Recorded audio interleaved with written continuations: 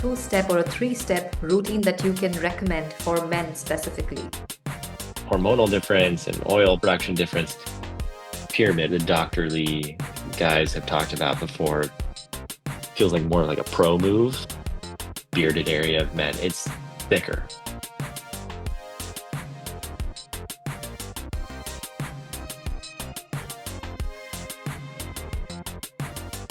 You lightly touched upon men and women, the differences in approach to skincare. Like men's skin are different from a women's skin. Men have higher sebum production, they have thicker skin, even the pigmentation pattern seems to be different. Today we see a lot of men are interested in skincare and open to trying actives like retinoids. From your perspective, do retinoids perform any differently for men versus women? You're very well read. That was exactly what I would say. Same thing. All those things about kind of changes in skin and slight hormonal difference and oil production difference.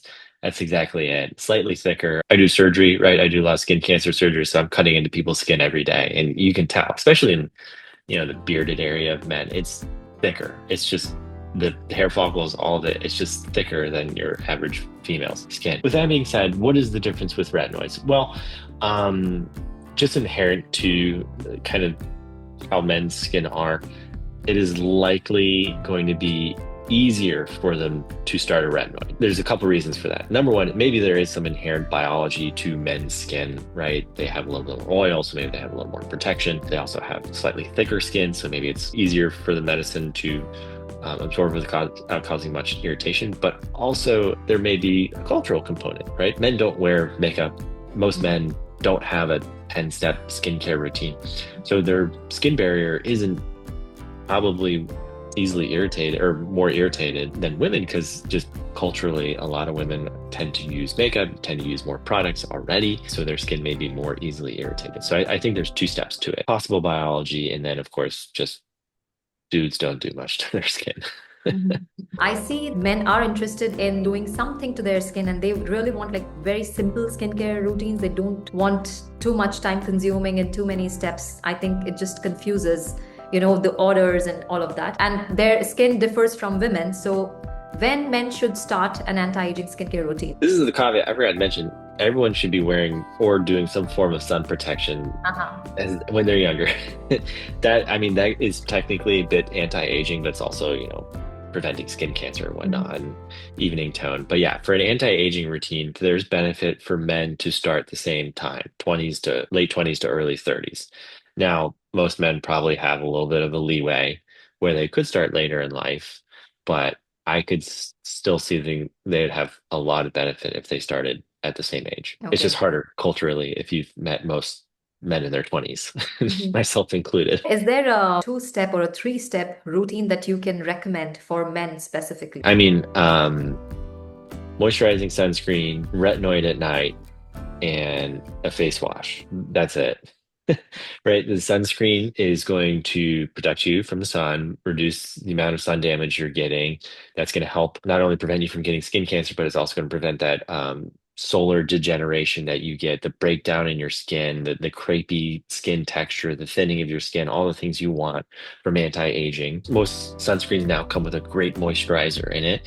You pay a little bit more, you get even better experience with it. So it's going to help with getting the benefits of moisturizer, which have some, not necessarily anti-aging, but kind of make your skin look a little bit better, a little bit brighter. So there you go. It's doing two things in one. And then you got your retinoid, and then you've got your face wash, which of course you just got to clean your face. You got to wash off the stuff that you're putting on your face and all the things that you're getting exposed to daily.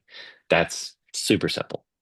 If you've got really irritated skin, maybe add on a nighttime moisturizer. There's like the pyramid, the doctorly guys have talked about before of skincare. Is this kind of same idea for anti-aging for men or for women? It's going to be sunscreen. Most dermatologists are going to say using a sunscreen, especially if you have lighter skin. But if you have darker skin, you mentioned this before about pigmentary problems, there's still reason for you to wear a sunscreen, even if it's not for skin cancer. There's still that benefit. So it's still, in my mind, the baseline. The next most important thing in that pyramid is going to be a retinoid, whether it's adapalene or retinol or some form of retinoid or retinoid analog. That's the second step in the pyramid. And then I would think the next thing in the pyramid is going to be vitamin C. So it is still like my third most important thing, but it's something that can't cause irritation, is extra money for people to pay for, especially if you want the good, like the ones that are well studied and we know work.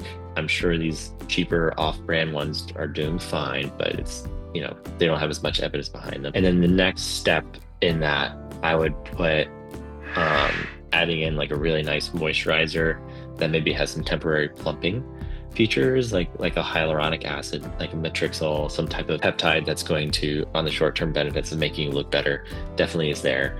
And then on the top of that pier would be an exfoliant. It can help give you that brighter texture, but it's definitely like more of a pro level. Should somebody combine when they're using, say, retinoids, you are maybe using twice a week or 3 times a week.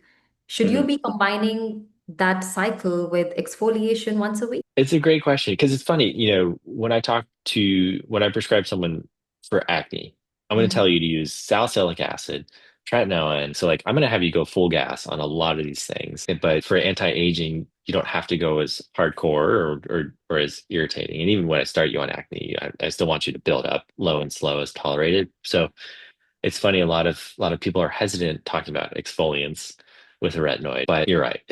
They're both irritating for your skin. Most people who are going to start, especially an anti-aging routine, but sometimes even an acne routine, start with a retinoid first. Make sure your skin's not going to set fire when you start using it. And once you feel like you've got a hang of it, you're not getting too much irritation from it, then add the exfoliant. You know, that's usually what I say. So if you've been doing it for 3 times a week and it feels good using a retinoid 3 times a week and it feels good, and you say, you know what, I want to try an exfoliant. Try it like, you know, a couple days after you use the retinoid, but just not on the same day as you use the retinoid and see how your skin does. If it feels like it's set fire, take a break from the retinoid, wait till everything's set up, and then just stick to the retinoid for a while. Wait till you build up more, try to layer exfoliant. There's a lot of experimenting with that, with adding an exfoliant. It's definitely more of like feels like more of like a pro move because not many people do it because of the irritation. And so, Yeah.